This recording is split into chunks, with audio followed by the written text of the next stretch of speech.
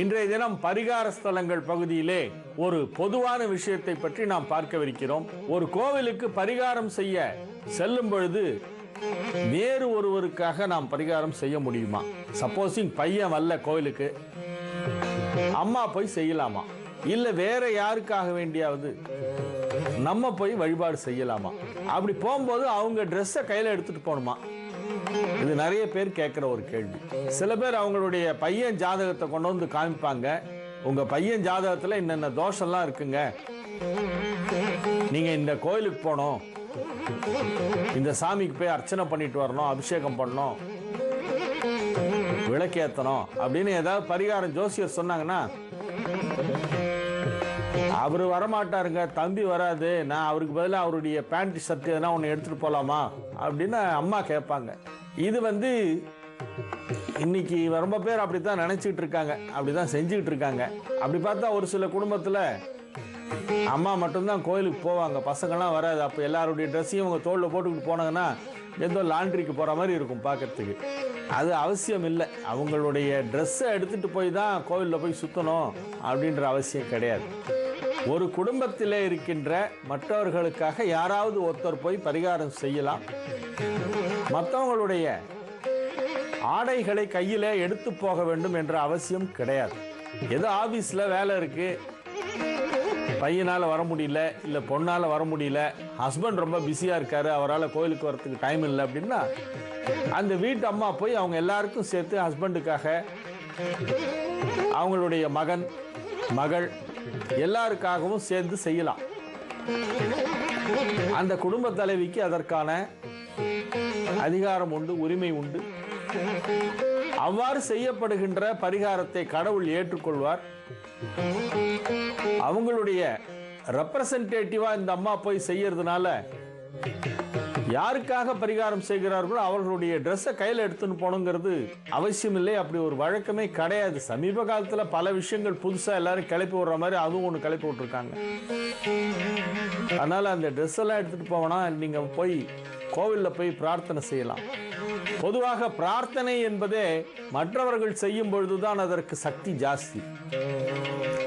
நமக்காக நாமே பிரார்த்தனை செய்வது என்பது ஒரு வகை.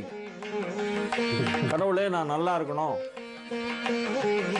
அப்படின்னு போய் வேண்டிக்கிறதுங்கிறது ஒரு சாதாரண விஷயம்.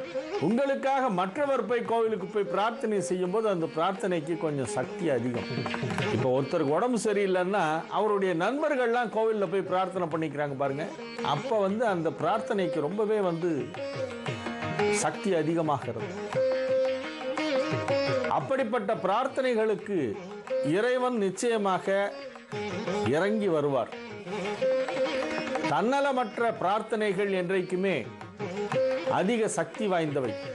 ஒரு மிக பிரபலமான ஒருவர் உடல்நலம் சரியில்லாமல் இருக்கிறார் என்றால் அவருடைய ரசிகர்கள் எல்லாம் போய் கோவிலிலே போய் பிரார்த்தனை செய்து கொள்வார்கள். எல்லோருக்கும் பிடித்த ஒருவருக்கு உடல்நலம் சரியில்லை என்றால் அவர் யாருக்கெல்லாம் அவரை ரொம்ப பிடிக்குமா அவங்க எல்லாரும் போய் கோவிலில் போய் வேண்டிப்பாங்க. ஒரு குடும்பம்னு எடுத்தால் அந்த குடும்பத்தில் இருக்கிற யாராவது ஒருத்தர் மற்ற எல்லாருக்காகவும் சேர்ந்து போய் பிரார்த்தனை செய்து கொள்ளலாம். நாம் சங்கல்பம் செய்யும் பொழுது அந்த மந்திரத்திலேயே அந்த குடும்பத்தைச் சேர்ந்தவர்கள், உடன் இருப்பவர்கள், இவருக்கு வேண்டியவர்கள், நண்பர்கள், சிநேகிதர்கள், பந்துக்கள், சகுடும்பஸ்ய சபரிவாரஸ்ய என்று சொல்லி அனைவருக்கும் சேர்த்துத்தான் நாம் சங்கல்பமே செய்கிறோம். ஆகவே மற்றவர்களுக்காக பிரார்த்தனை செய்து கொள்வது, மற்றவர்களுக்காக கோவிலில் போய் வழிபாடு செய்வது, மற்றவர்களின் நன்மைக்காக பரிகாரங்கள் செய்வது என்பதெல்லாம் காலங்காலமாக இருந்து வருகின்ற ஒரு விஷயம். அவ்வாறு மற்றவர்களுக்காக கோவிலுக்கு போய் பிரார்த்தனை செய்யும் பொழுது அவர்களுடைய ட்ரெஸ் ஏதாவது ஒன்று கையில் எடுத்துட்டு போனோம் அப்படின்னு சொல்றது அவசியம் இல்லாத ஒரு விஷயம். அதற்காக நீங்க யாருக்காக நீங்க செய்றீங்களோ அவங்க ட்ரெஸ்ஸை கையில் எடுத்துட்டுலாம் போக வேண்டாம்.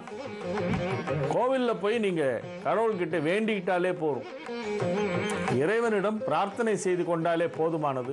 இதே மாதிரி நிறைய விஷயங்கள் இப்போ சமீப காலத்திலே சற்று அதிகமாக பரவி வருகின்ற விஷயங்கள். அதுல இது ஒண்ணு, அடுத்தவங்க ட்ரெஸ் எடுத்துட்டு போறதுன்னு.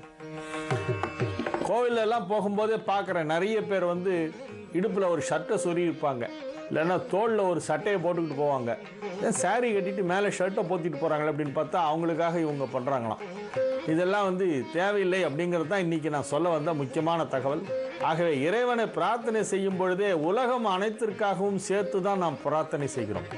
எல்லோரும் நன்றாக இருக்க வேண்டும், லோகா சமஸ்தா சுகினோ பவந்து என்று சொல்லி உலகம் முழுவதும் நன்றாக இருக்க வேண்டும் என்று பிரார்த்தனை செய்து கொள்வதுதான் உயர்வான பிரார்த்தனை.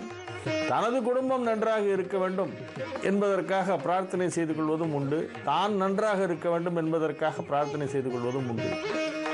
ஆகவே ஆலயத்திற்கு சென்று அவ்வாறு பிரார்த்தனை செய்பவர்கள் யாருக்காக பிரார்த்தனை செய்கிறார்களோ, யாருக்காக பரிகாரம் செய்கிறார்களோ அவர்களுடைய உடையை எடுத்துச் செல்ல வேண்டும் என்பது அவசியம் இல்லை என்னும் தகவலை இன்றைய தினம் உங்களுக்கு தெரிவித்துக் கொண்டு இன்றைய நிகழ்ச்சியை இத்துடன் நிறைவு செய்து கொள்கிறேன்.